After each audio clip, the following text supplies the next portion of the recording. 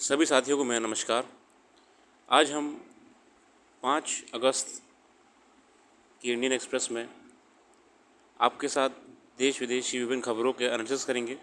इस एनालिसिस में हमारा प्रयास रहेगा कि आपके परीक्षा में उपयोग में आने वाली खबरें ही डिस्कस करें। अगर आपको ये इनिशिएटिव पसंद आया हो तो मैं आपसे रिक्वेस्ट करूँगा, जैसे आप अभी तक अपना सपोर्ट देते आए हैं आगे भी देते रहिए और जितना शेयर करिए ताकि और लोग तक ये हमारा छोटी सी पहल पहुँचे।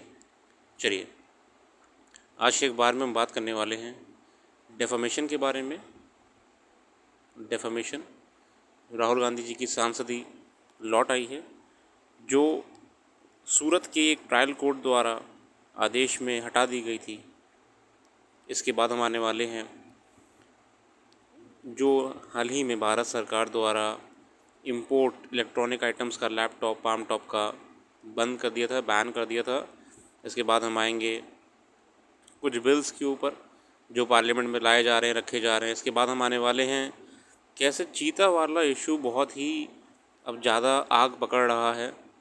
चीता की जो मृत्यु हो रही है, इसको लेके वाइल्ड लाइफ एक्सपर्ट्स, चाहे वो साउथ अफ्रीका से हों या इंडिया से हों, सब कहीं ना कहीं सरकार की विफलता मान रहे हैं। आगे हम जानेंगे कैसे डेटा प्रोटेक्शन को लेके भारत में जो डेटा प्रोटेक्शन बिल है और कैसे ग्लोबली देशों में रेगुलेशन किया जाता है डेटा प्रोटेक्शन का। ये कुछ मेन टॉपिक्स हैं जो मुझे को लगे आज के पेपर में। चलिए हम शुरू करते हैं। एक डिस्क्लेमर है जो मैं हमेशा कहता हूँ कि हमारा प्रयास है कि पेपर में जो इम्पोर्टेंट होगा हम उसी की बातचीत करें। बाकी जो आर्टिकल्स मैं छुड़वा देता हूँ या बोलता हूँ आपसे कि ये इम्पोर्टेंट नहीं है, तो वो आर्टिकल इसका मतलब नहीं है कि इम्पोर्टेंट नहीं है। हर किसी का देखने का पर्सपेक्टिव होता है।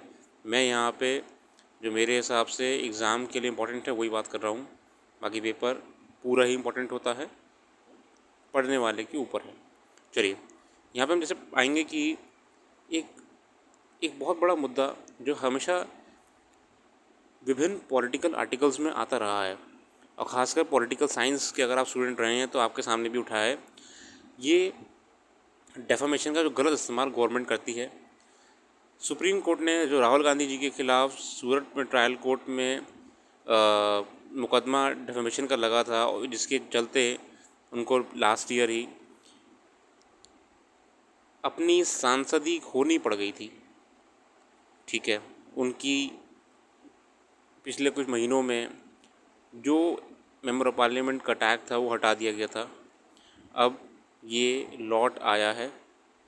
सुप्रीम कोर्ट ने कहा है कि कोई भी बेस स्ट्रॉन्ग नहीं है इसमें ये निर्णय लेने के लिए कि क्यों इनको रिमूव कर दिया जाना चाहिए था मेंबर ऑफ पार्लियामेंट की एक रेप्यूटेड पोस्ट से। ठीक है,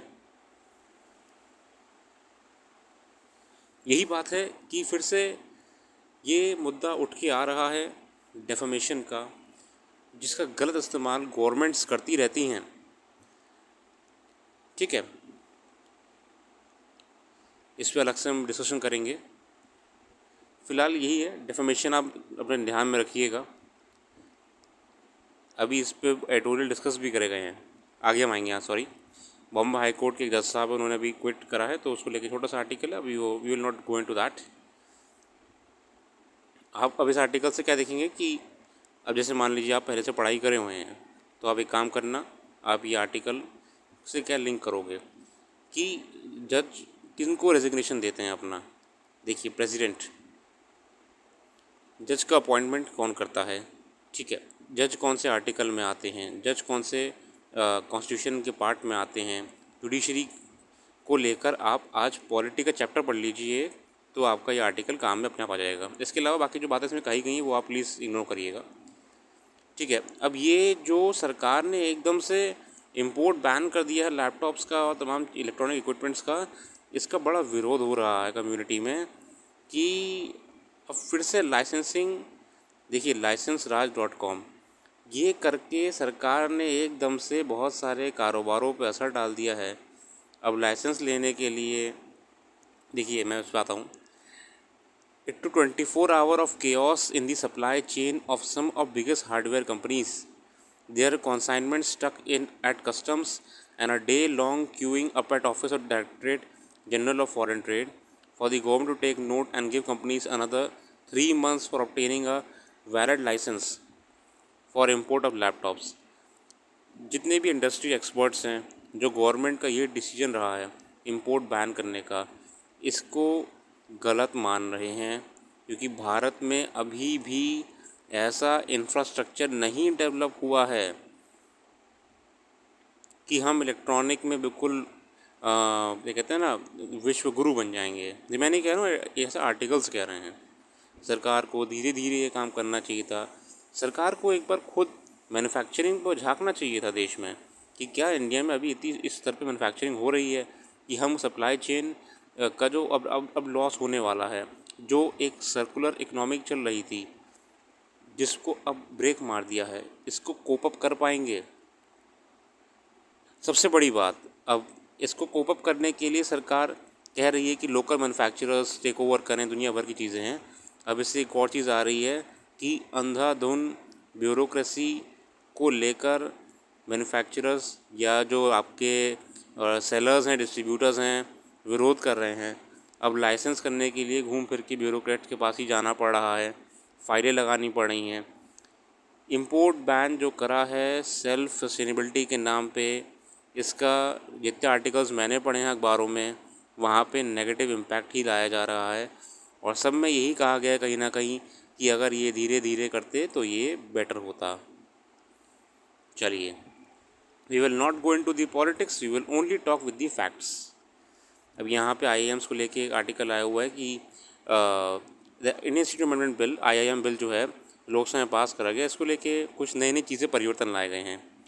The Indian Express has learned that assent for the amendment. These include making the president a visitor to the institutions with power to appoint the chairperson of the board of governors was taken on September 14 last year at a meeting attended by directors of newer IIMs. Director of IIM Ahmedabad, Bangalore, Calcutta, Indore, Lucknow, Kozhikode were not invited to the huddle. थोड़ा सा विरोध भी ये हो रहा है कि सारे IIM के डायरेक्टर्स को बुला के निर्णय नहीं लिए गए हैं। Director to older IIMs told the Indian Express that they were not consulted before the amendment व लेड आउट। थोड़ा सा विरोध भी हो रहा है। थोड़ा सा गवर्नमेंट को यहाँ पे अथॉरिटेरियन रेजीम के तौर पे देखा जा रहा है। जिस तरह से गवर्नमेंट अचानक से कानून पे कानून ला जा रही है, चाहे वो डेटा प्रोटेक्शन बिल को लेके हो, चाहे वो IIM से कंट्रोल को लेके हो, चाहे वो आपका फार्मा कंपनी में कंट्रोल को लेके हो, थोड़ा से कुछ एडिटोरियल्स जो कि मैं डिस्कस करूँगा आपके साथ, उनमें ये इंडिकेट करा जा रहा है। ऐसा मैं नहीं कह रहा हूँ, these are all based on the facts of the articles. We will go into that. चलिए आगे आते हैं। Leave all these topics, I didn't find them much important for immediate use in the examination. चलिए आगे आ रहे हैं। ये अगर आप लोग किसी का भी उत्तर प्रदेश PCS की तैयारी कर रहे हैं, या फिर आपको जो बोलते हैं ना उत्तर प्रदेश के लिए नोट्स कहाँ से बनाएं, क्या करें, तो ये वाले आर्टिकल भी अच्छे आते हैं। ये बेसिकली ऐड होता है गवर्नमेंट का। ये आप पढ़िएगा कि ऑपरेशन कायाकल्प क्या होता है, ठीक है। इस पर मैं अभी समय नहीं दे पाऊँगा अपना, बट ये अच्छे आर्टिकल्स हैं। आगे आते हैं। ये वो बढ़िया एडिटोरियल आया हुआ है। ये बेसिकली फॉर्मर एम्बेसडर थे, इनका शुभ नाम है अरुण के सिंह। तो अरुण साहब बेसिकली US में एम्बेसडर रहे हैं, और इन्होंने इंडो US रिलेशन को लेके छोटी सी बाइट दी है अपनी। ये बाइट अगर मैंने पढ़ा, बड़ा मुझे अच्छा लगा। ये कुछ की पॉइंट्स मैं आपको बताऊं, या पढ़ लीजिएगा, बहुत अच्छी बातें लिखी हुई हैं इसमें। मगर जो ये है आपका, चलिए अगर आप लोग वीडियो देख के ही पढ़ते हो तो मैं आपके लिए जूम कर दे रहा हूँ ताकि आप लोग वीडियो को पॉज करके पढ़ सकें।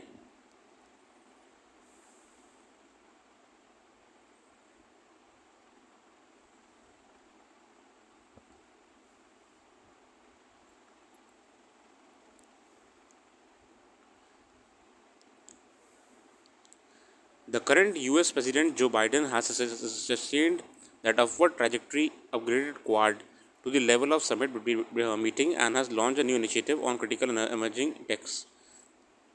बेसिकली इन्होंने बहुत सही बातें कही कि US कैसे एकदम से अब इंडियन गवर्नमेंट की पॉलिसी के सपोर्ट में आ रही है, इंडियन गवर्नमेंट के एजेंडा को सपोर्ट कर रही है और ये भी एक्सेप्ट कर रही है। देखिए आपको जो जेट इंजन की डील हुई थी हाल ही में, जब हमारे प्रधानमंत्री नरेंद्र मोदी जी गए थे,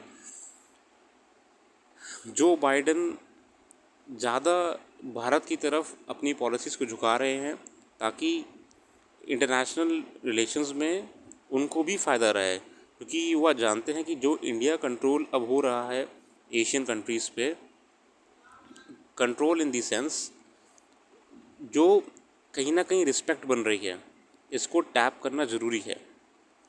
यहाँ पे देखेंगे हम, now there specific reference with the US government would expedite the proposal for transferring jet engine technology. Jet engine technology दी गवर्नमेंट ने, बड़ी बात है ये, ठीक है। यहाँ पे देख रहे हैं on Indo US ties vice China. अब देखिए यूएस चाइना और इंडिया के ट्रायंगल जो चल रहा है, इसको लेकर वो बड़ी आर्टिकल दिया हुआ है इसमें। The Biden administration has impose more restriction on China than the Trump administration.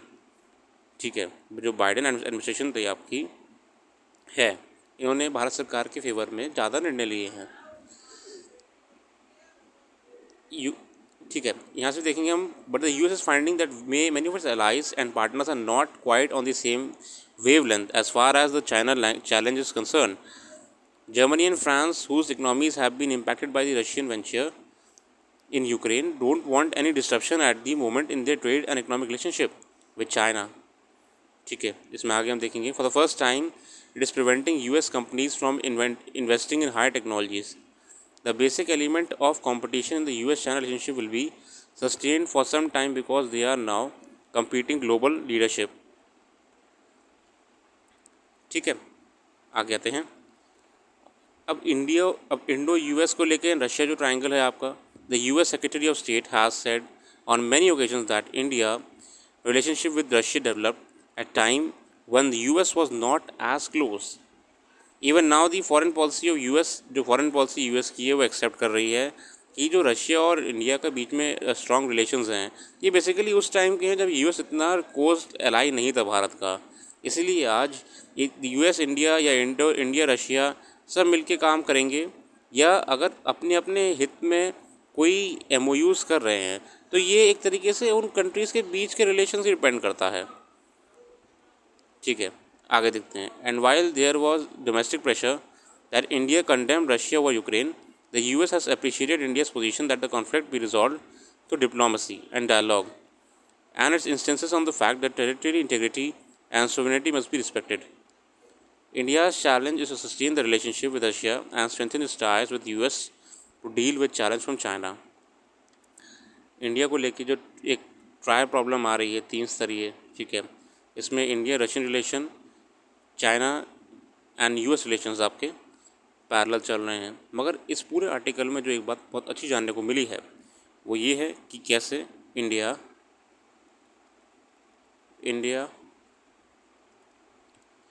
US, Russia और आपका चाइना एक बहुत ही नाजुक धागे से जुड़े हुए हैं, and they are being counted as the global leaders for the future. इन सब में यूएस इंडिया को सपोर्ट में इसलिए लाना चाह रहा है क्योंकि इंडिया का कंट्रोल या इंडिया की कहीं ना कहीं इन्फ्लुएंस रशिया एंड चाइना पे बराबर का है। दोस्ती भी है, दुश्मनी भी है, but there is a balance. Talking about trade, talking about technology, talking about market, India is sustaining a balance between the nations. चलिए आगे देखते हैं।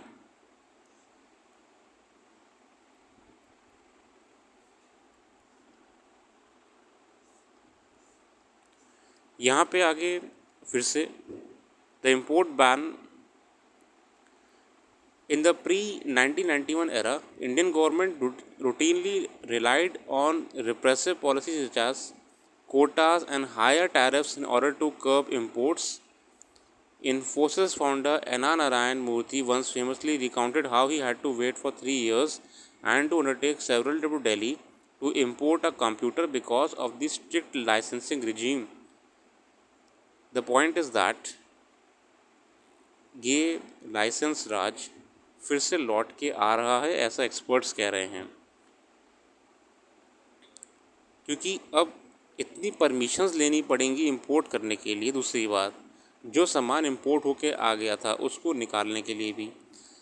This could open the door for imposition of similar licensing services with immediate effect requirements in the sectors, increasing the space of bureaucratic discretion. Such controls on economic activities will only diminish the vibrancy of economy that was unleashed after 91 reforms. ठीक है, move optionally aimed at promoting domestic manufacturing. देखिए मुद्दा सही है कि domestic manufacturing को promote करना है, मगर इंपोर्ट को रोक के चाइना से। In 23, import of personal computers, laptop stood at 5.3 billion, with China accounting for an overwhelming share. China से सबसे ज़्यादा इंपोर्ट्स हो रहे थे आपके, ठीक है। However, has no warning or time has been given to equipment manufacturers. As per some reports, the government might delay its implementation by at least a month. देखिए जो मेन विरोध हो रहा है, बिल्कुल सारे मैन्युफैक्चरर्स हैं, सारे जो इस फील्ड में जुड़े हुए हैं, फैक्ट्रीज वगैरह, they all want that India be the sole generator of manufacturing electronic equipments like laptop, mobile phones. But the point is that इन सबको समय चाहिए, एकदम से आप सप्लाई चेन को ब्रेक नहीं कर सकते हो, ठीक है। आगे आ रहे हैं यहाँ पे। Moreover, it is one thing for the government to adopt a policy that facilitates the creation of computer manufacturing ecosystem in the country, and quite another to use sledgehammer approach to achieve its goals. Unfortunately, it is not one-off. The policy establishment has in recent years drawn inspiration from the country's socialist pattern, passed far too often. मतलब घूम फिर की बातें सब वही करी गई हैं आपकी। इम्पोर्ट बैन का जो मेन ऑब्जेक्टिव है कि चाइना की मार्केट जो डिपेंडेंट है इंडियन बायर्स पे, उसको अफेक्ट करना है, which is a very good decision. But the point is that Indian manufacturers को अभी भी समय चाहिए, ठीक है। इंडियन मैन्युफैक्चरर्स को अभी भी समय चाहिए कि इस एकदम से जो वैक्यूम क्रिएट होगा इसको भर पाएँ। सप्लाई चेन में जो अचानक से ब्लॉकेज आएगी इसको भर पाएँ, ठीक है। आगे आते हैं। ये बेसिकली छोटा सा मॉनसून को लेके एडिटोरियल है, इसको आप देख लीजिएगा, मैं इसको नहीं कराऊंगा। बहुत बेसिक जो चीज़ें हमको पता होती हैं वही हैं इसमें लिखी हुई। मॉनसून के लेट आने से क्या होता है, कौन सी फसल डिपेंडेंट है मॉनसून के ऊपर। यहाँ पे हम देख रहे हैं बड़ा अच्छा YV झाला साहब का ये आर्टिकल है, और ये कोई साधारण व्यक्ति नहीं है, ये बेसिकली डीन है वाइल्ड लाइफ इंस्टीट्यूट देहरादून में, ठीक है। फॉर्मर डीन थे ये आपके। और ये सबसे बड़ी बात ये है कि लीड साइंटिस्ट भी थे चीता प्रोजेक्ट के। जो बातें इन्होंने कही हैं इस चीता प्रोजेक्ट को लेकर, खासकर जो चीता की मृत्यु हो रही है, बड़ी ही अच्छी हैं। अच्छी तो नहीं है मगर बहुत ही रेलेवेंट हैं, और जो कहीं ना कहीं इंडिकेट कर रही हैं कि क्यों अचानक से ये मृत्यु हो रही है चीतास की। पढ़िए इसमें, ये थोड़ा सा इंट्रोडक्शन दे रखा है, वो आप देख लीजिए, कुछ ख़ास नहीं है। मैं इधर आना चाहता हूँ। इसमें इन्होंने बताया हुआ है कैसे Indian conservationist have failed to provide the correct narrative to the government in using indigenous species as flagship and inventing investing in the conservation. कैसे ग्रेट इंडियन बस्टर्ड जो पावर लाइन्स से टकरा के करंट लग के मृत्यु हो रही थी, ये नहीं रोका गया, इसको लेकर कुछ डिसीजन नहीं लिया गया। The thirteen species of savanna and deciduous forest wolves, caracal, blackbuck, four horn antelope, honey badger, chinkara would benefit from the investment in the bringing back cheetahs. कहीं ना कहीं जो भी गवर्नमेंट को सलाह दे रहे हैं, इन्होंने उन पर सवाल उठाया है कि कुछ तो ग्राउंड लेवल पे इनएफिशिएंसीज़ हैं कि कंजर्वेशन पे काम बहुत ही कम हो रहा है, पॉजिटिव रिजल्ट नहीं निकल रहा है। अब इन्होंने कहीं ना कहीं अफ्रीकन क्लाइमेट और इंडियन क्लाइमेट को लेके भी कहा है, ठीक है। India does not have Africa vast wildness, हमारे पे इतने बड़े बड़े जंगल नहीं हैं with low human densities. However with in the historic range of cheetah, we have approximately 1 lakh square kilometer under protected areas. Therefore, conservation practitioners need to be innovative and manage cheetahs from these sites as a matter of pollution, artificially moving animals between the two them to mimic natural dispersal for demographic and genetic viability. मतलब हर animal की एक रहने की जगह के हिसाब से उसकी एडेप्टेशन होती है, जो कि फ़िलहाल यहाँ पे ऐसी नहीं दिख रही है, ठीक है। ये थोड़ा सा पढ़ लीजिएगा। कूनो के बारे में आया हुआ है, जो मध्य प्रदेश में आपका जहाँ पे चीता है लाए गए, कि ये 748 स्क्वायर किलोमीटर की पूरी फैला हुआ है। साथ ही साथ इसमें कहीं ना कहीं गाँव को विस्थापित किया गया यहाँ से, ठीक है। आगे में इसमें आ रहे हैं, there are no records of wild cheetahs at attacking humans. Cheetahs में kill sheep, goats and cattle का when they venture out of protected areas. इसमें ये भी कहा गया कि चीता बहुत अच्छा है कंजर्वेशन ये प्रोजेक्ट है। चीता से कोई ऐसा खतरा नहीं होता है इंसानों को, होता भी तो कभी कभी वो लोग भेड़ बकरी या ऐसे आपका खा लेते हैं। इसके लिए एक कॉम्पनसेशन स्कीम होना ज़रूरी है कि जिनकी भी मवेशियों का नुकसान होगा वो सरकार पे कर दे उस संबंधित व्यक्ति को। आगे आ रहे हैं यहाँ जाने के प्रयास करें कैसे चीतास हैव, ठीक है। यहाँ पे आते हैं, cheetahs will have difficulty in killing a deer. They will be trapped by poachers, killed by leopards and village dogs, and come into conflict with local people. They have been proved wrong on all counts. Cheetahs have been observed to kill mostly wild prey even when outside national park. Only one calf was killed and compensation was prompt. Cheetah mortality was anticipated, but because of snaring, attack by leopard, feral dog packs, starvation, disease and roadkills. मगर चीता की मृत्यु इन चीज़ों से हुई ही नहीं कि leopard का अटैक हो गया हो या भूखमरी से मर गया हो, बीमारी से मर गया हो। यहाँ पर जो चीता मरे हैं वो basically some deaths were management related within enclose protected bomas, जहाँ पे वो रखा जाता है। Cubs dying due to malnourishment and female being killed by males. These are expensive learning experiences that project would have done without. Some cheetahs died due to septicaemia cause by skin lesions that got infected by maggots. जैसे मैंने आपको पुरानी video में बताया हुआ था कि चीता को जो कॉलर हैं उनको बड़ा संदेह उत्पन्न करा है कॉलर्स पे वाइल्ड लाइफ कंजर्वेशनिस्ट ने, कि उसमें क्या हो रहा है, या जो इवन चीता के फर हैं, मैं इस पर आगे आने वाला हूँ, तो वहाँ पे अगर मॉइस्चर इकट्ठा ट्रैप रह जा रहा है और कोई वूंड हो जा रहा है, खुजली हो रही है, चीता खुजला देता है उस जगह को, तो वहाँ से स्किन हट जाती है, तो मैगट इन्फेक्शन भी हो रहा है। मैगट कैसे आते हैं, बहुत तरीके होते हैं मैगट्स के आने के। Southern Africa from which cheetahs have been brought currently has cold dry winter. इसमें वहाँ पे कोल्ड ड्राई विंटर चल रहा है।